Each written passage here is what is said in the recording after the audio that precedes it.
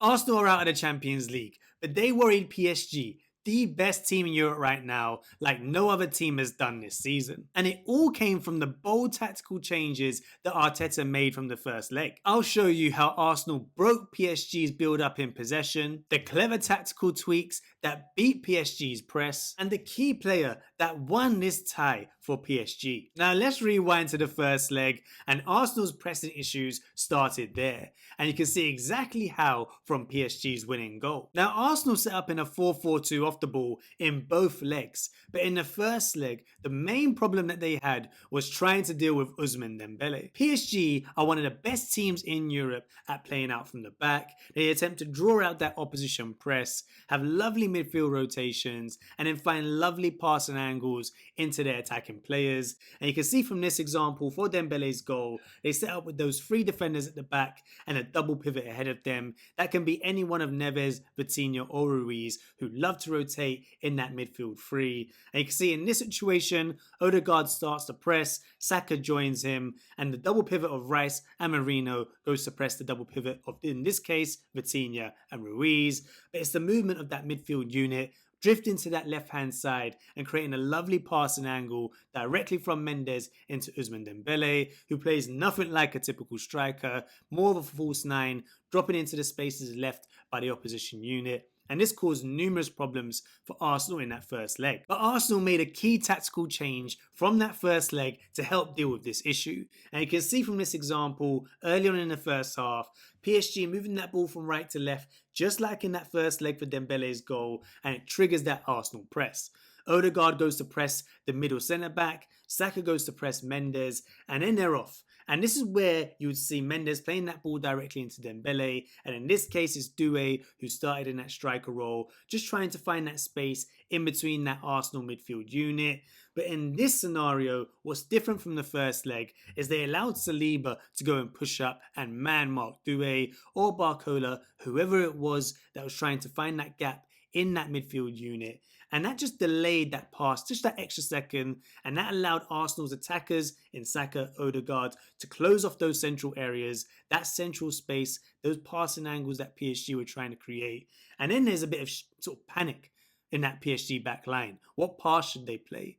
And Mendes panics in this situation, under pressure from Saka, plays a right-footed pass on his weaker foot directly into Martinelli, and then Arsenal are off on the counter-attack. And it worked perfectly for Mikel Arteta. And if you look at the attacking threat from both teams in this game, you can see just how well Arsenal did off the ball. PSG had little to no threat at all in the first 20 to 25 minutes of this game.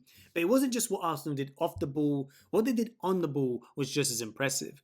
Look at the attacking threat in the first 10 to 15 minutes of this game. It's pretty much off the charts, and it was one key tactical change that Arteta made that caused havoc for PSG. Now, if you look at this situation, everything looks like the typical Arsenal pattern of play when building out from the back. They have the three players in that back line, and then the double pivot just ahead of them of Thomas Partey and Lewis Skelly tucking in from that left back position. But it's not. There's a key difference to what they did in this PSG game compared to that first leg at the Emirates, and it's how they use Yuri and Timber. It was sort of a distraction higher up the pitch to try and pin that PSG back line, and it was either Odegaard or Thomas Partey or Rice dropping into that back line and having someone that's a bit more comfortable on the ball to be able to beat that PSG press. But what was just as important was how they used Declan Rice and Mikel Merino, more as box number 10s, higher than the double pivots of Thomas Partey and Lewis Skelly, and the aim was to find different passing angles, just like PSG did to Arsenal, and create a little bit of havoc in that PSG press. And you can see here the lovely little triangle to create with Rice, Saka and Yuri and Timber. And Saliba's just able to find a direct pass into Declan Rice's feet. He's able to turn and find Odegaard, who moves with the play. And then they find Saka out wide with space to drive at Nuno Mendes. But it wasn't just this tweaking build-up that Arsenal changed in this second leg. They went a lot more direct. They wanted to put the ball in the box a lot earlier than they used to doing in games. They put in 16 crosses in the first 40 minutes of this game. They're used to putting in 16 crosses per game in the Champions League, and it worked. They recorded the highest XG against PSG this season in all competitions. But it wasn't to be. and it was down to one man from PSG that probably settled this tie across the course of the two legs, and that is Gianluigi Donnarumma. But there were two pivotal moments from Donnarumma, one in the first leg, one in the second leg, and they were key to keeping PSG in control of this tie.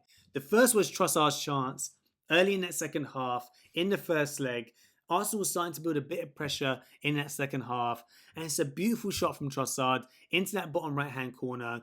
It's just a beautiful reaction save from Donnarumma. You see how low he gets, the technique behind his save for someone so tall, so big, to get down so close to his body and tip this round the post. But it carried on. It carried on in that second leg, and it was Odegaard's chance in that first half. A pivotal moment early in this first half. It could have been 1-1 at this point and a totally different game. And it's just a beautiful save. And the most impressive thing about this save was how late he sees this. And again, the speed of the reactions to get down low and tip this round the post. 99% of keepers wouldn't save these shots. They're just that good a save in both legs. But Arsenal fans, let me know what you think down in the comments. What do you make of your performances in the first and second leg against this top PSG side?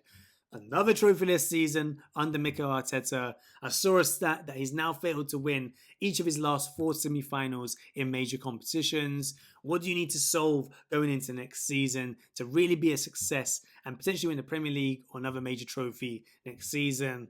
I'll link another video somewhere up here, and I'll see you on the next episode of A Game of Two Halves.